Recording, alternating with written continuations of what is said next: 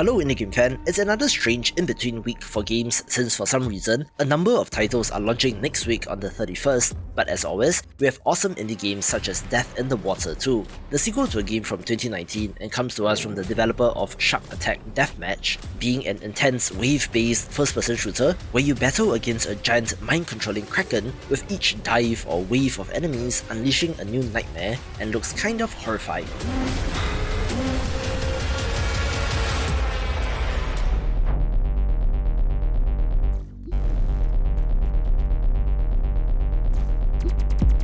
Minimalist art styles, when done right, can be excellent since they strip the game down to its core components, where a great example of this done right is Hyper Shapes, a boss rush title where you play as a pink square, having to move and dodge attacks while attempting to launch the blue ball at the boss, where essentially, you can think of this as a more visually stripped down Fury, but is no less intense.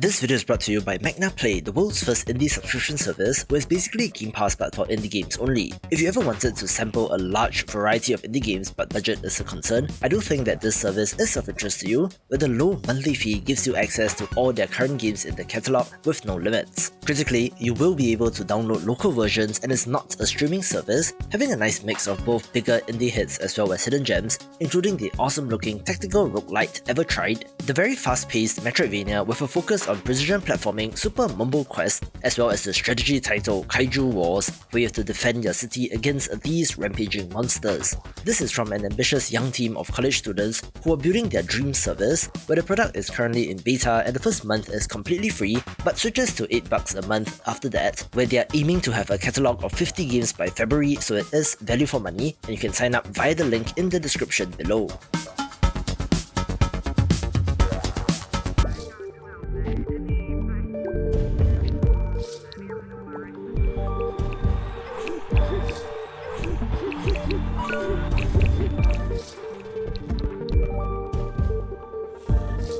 A very interesting title is Roller Drama, since it mixes a sports management title where you're in charge of a roller derby team, as well as a visual novel aspect where you can get to know and build relationships with the team members who are living in the same house.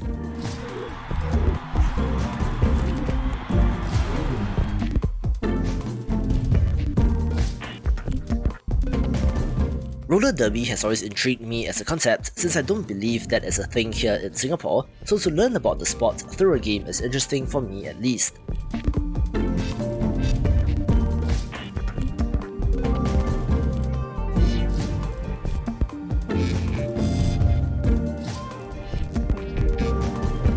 The sports part of the action and strategy looks intriguing, as will the management aspect be, since you need to resolve conflicts and smooth things over between the different personalities, having a good look and theme.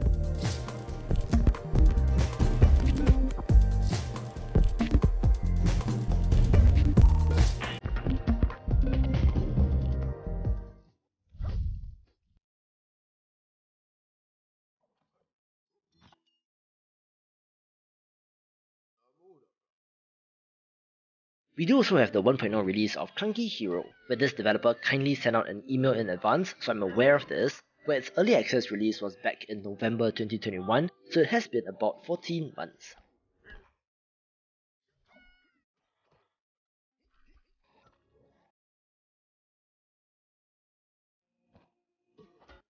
This is a Metroidvania with a dose of humor, where Hero literally starts off by wearing a bucket over his head and wields a broom as a weapon, looking to be okay so far, so let's see how the final product turns out.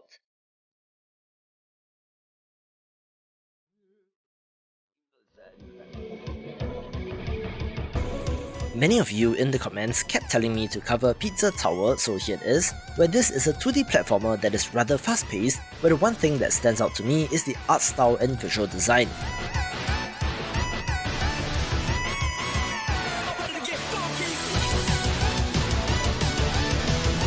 In Saturday's video on upcoming action platformers, I mentioned how Nintendo doesn't seem to want to make Wario platformer games anymore, where games like this are a response to that, being like a Warlander title with a focus on movement and exploration.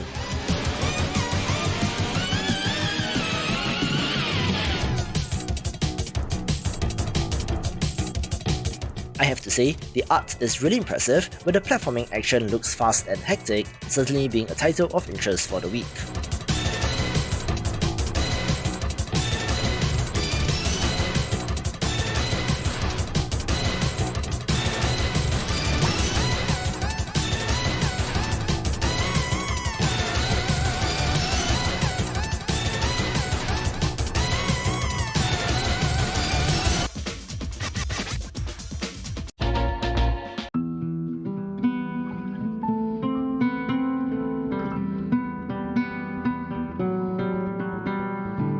Just one bigger title this week with Warlander, a multiplayer third-person medieval combat simulator that sure looks like Ubisoft's For Honor, but most interestingly, is being published by PlayOn, formerly known as Koch Media, where the actual developer is the Japanese team Toy Logic.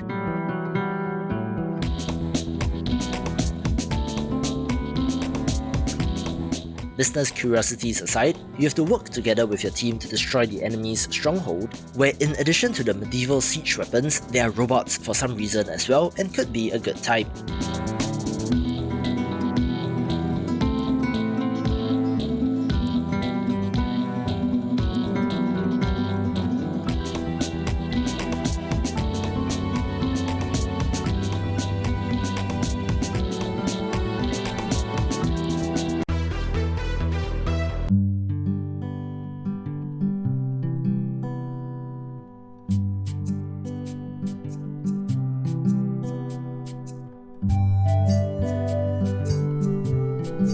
Smaller games begin with Inhabit, a slice-of-life puzzle game where you're practicing healthy habits in everyday situations, such as cleaning the house or going for a walk, looking pretty pleasant.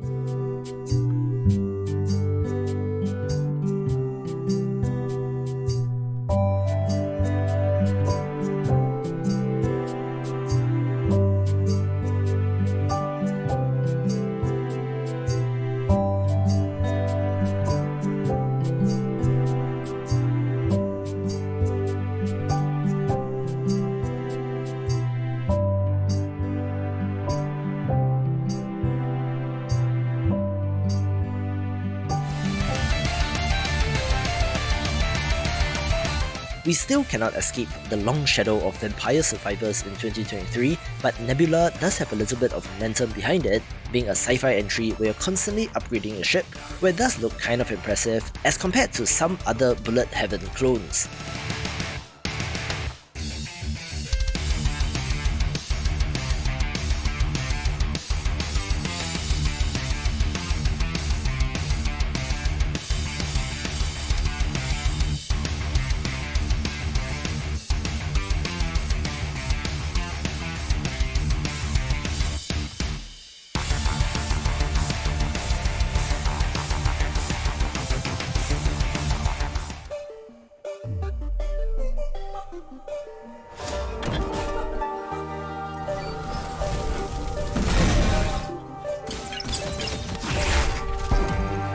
Another curiosity of the week is Shoulders of Giants, a third-person action roguelite with decent-looking combat where you play as a frog standing on a sword-wielding robot, being able to switch between the two in combat, where it is squirreled away on the Epic Games Store and might end up being a hidden gem.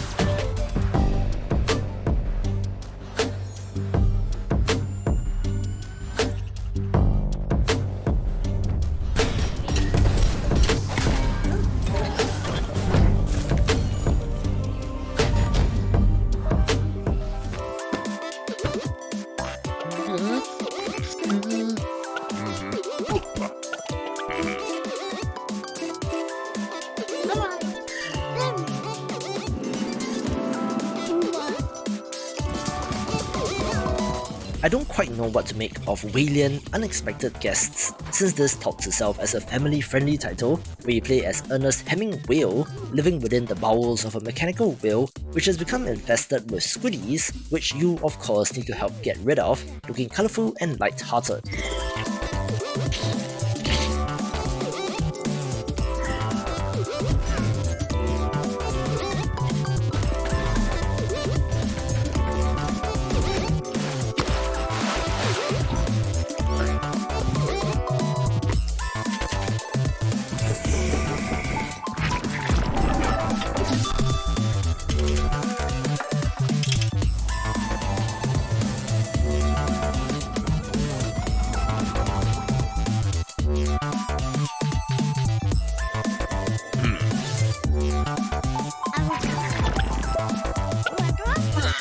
Hey, if you made it this far, subscribe to my weekly newsletter to keep on top of all things indie games, link in the description below.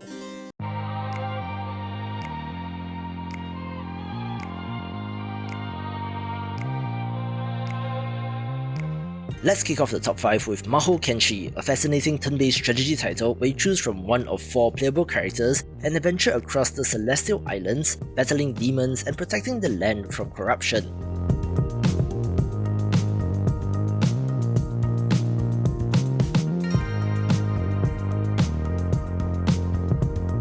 This is a deck building title, but it is especially interesting since the combat takes place on a hex grid as compared to lanes like in Slay the Spire or Monster Train, where there is meta progression as well, since you're able to evolve your character from run to run, all with a good visual style to round off the package.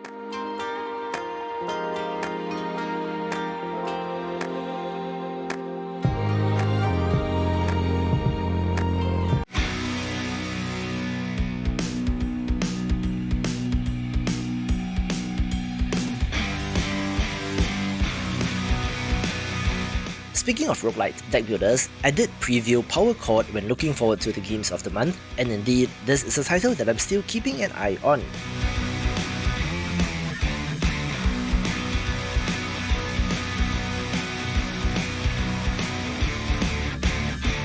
It looks like Darkest Dungeon crossed with Slay the Spire since it has up to 4v4 combat, where the literal battle of the bands against demons looks awesome, but the comic book art style and garish colours used does add to its style.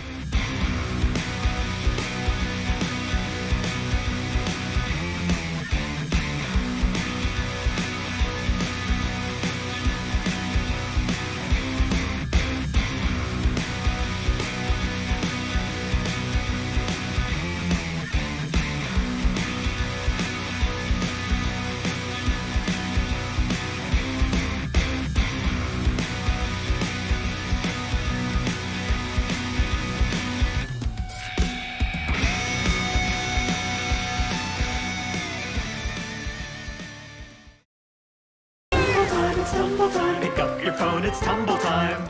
Devolver Tumble Time was announced quite a while back, with an initial planned release in 2021, where I thought that it would have already been out by now, but apparently it is only releasing this week. This is a free-to-play title and looks to be similar to games like the Disney Tsum Tsum Match 3 titles, but it is Devolver after all, so I think there's more to this game than meets the eye, where they've made an excellent trailer, so check out the features.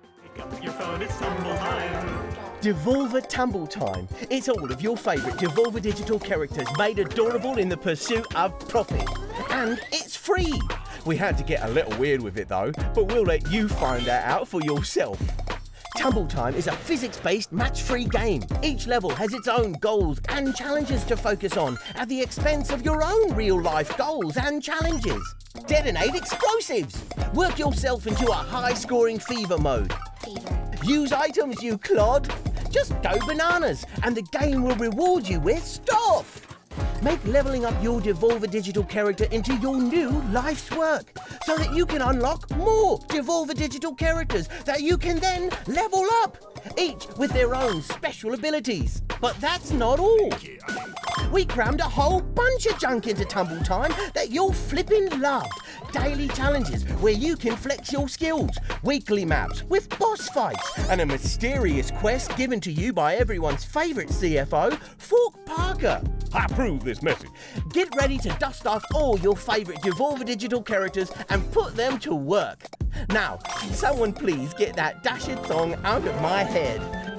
Tumble time, pick up your phone, it's tumble time. Pick up your phone, it's tumble time. Devolver Tumble Time. Squander your precious time on Earth.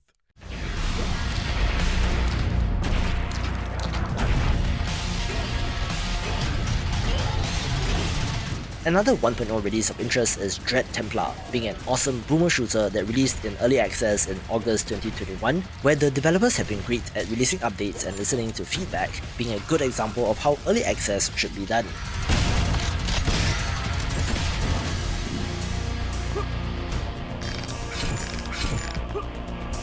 You play as the titular Dread Templar and delve into hell seeking revenge, where the guns feel good and will be for FPS fans.